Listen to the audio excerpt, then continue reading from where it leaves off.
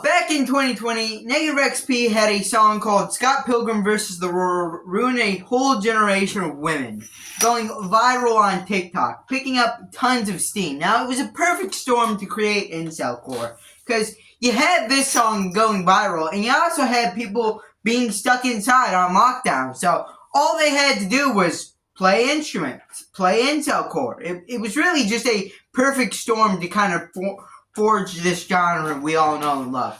But you guys all know that already, alright? You may even know the full story of Negative XP, okay? I've already gone over it a couple times.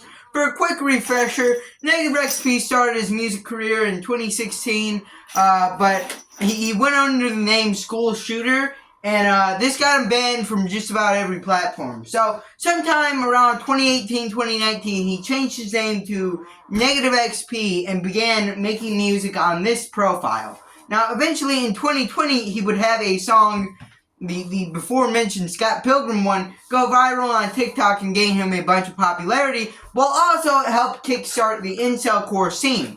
Now, after this, he would gain weird feelings about the incelcore title and then disavow it, and also copyright strike down music videos to his songs and also covers to his songs. And after all of this, he released a pretty terrible album named Gamer 3 to the public, named after his other two albums called Gamer 1 and Gamer 2, which were both pretty beloved in the scene. So this all kind of felt like a big old middle finger. Now, I've already covered this part of the story, but Gamer 3 came out 3 years ago. Alright? Just about it. Somewhere around that timeline. So, what has Negative XP been up to then? Everyone seems to end their video about around where this happens. If they even get to this. Alright? There's a bunch of half-assed video essays about incelcore on YouTube. But, not throwing shots at anyone, but just saying. They all stop at the copyright strikes. They don't go any further with Negative XP. Well, I believe he released two good songs after this. One being Lost and Found that I already talked about in the video. And the other, I believe to be his last great song, Camoed Up. Now, this song came out in early 2024, in the first months of 2024. And Negative XP, when he made this song, probably knew that he had a hit on his hands, because it was not only the first track on his album Breakup Country, but it also got its own separate EP called Camoed Up, where it was also the first track off the album, first track on the EP. And that whole EP kind of confuses me, because it was released the same day as another EP and the album itself. And also, it was just the first 4 songs off of the album. So I don't know why it was released. Why did it need to be released exactly? But it was probably because he knew he had a hit here. And it's pretty obvious to see why. It's just good. It's nice, high energy. There's some really good vocals, which we're going to touch on a little later on why I think he's kind of fallen off after this. It's catchy, if I've already mentioned that. There's a lot of funny one-liners here. It's just a great song. It's a great kind of hunting song. If any of you guys go hunting.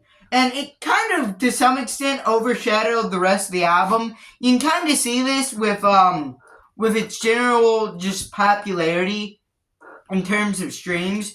It has 582,000 streams, while the next most popular song has a little under 300k, so there's a big difference there, like almost double the streams of the most next popular song, which the other song was Heavy Metal, which I thought was okay. It was listenable. It was alright. I maybe even say it's good. But I think Camo Up is still a tier above it in that great section. Now, after this album and the 2 EPs that we don't really talk about came out, he would take basically the whole year off until the final day of 2024, where he released Bullet Hell. Now, This album wasn't great, alright? Now, I think it's best described with 3 letters. M-I-D. Mid. Another phrase to describe it is phoning it in. It kind of feels like he doesn't want to be recording this album. Like, take the first track, Wake Up Screaming. He sounds pretty unenthused to be here. I wake up screaming. And by the way, that whole song is just kind of false advertisement. Like, how are you going to name a song Wake Up Screaming and not having a single vocal in it screamed? What are we doing there? There's like no loud sections to this song. It's actually pretty mellow by Negative XP standards. And the other song there I want to mention is Villain for its very bare basic writing.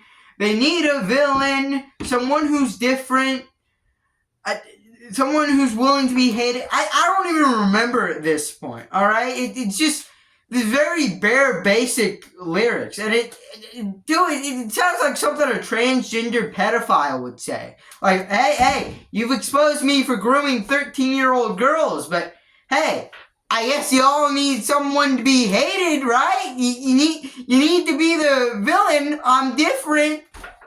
Shut up. What are you yapping about? Now, I'm not going to say that Negative XP was ever a poet, but I think his writing was still a lot better than this. Yeah, so Bullet Hell was just a totally mid album, but hey, at least from the year of 2024, we got Camoed Up. After this, though, he hasn't dropped a single song in 2025, however. So maybe he's just straight up given up. He's lost passion for music, like a lot of that last album would suggest. Or maybe he's preparing a comeback album. Maybe he'll release another Goodbye, another Gamer 1. Or maybe this is all fantasy and he truly has quit. Or maybe he's going to come back at the end of this year with another mid-album.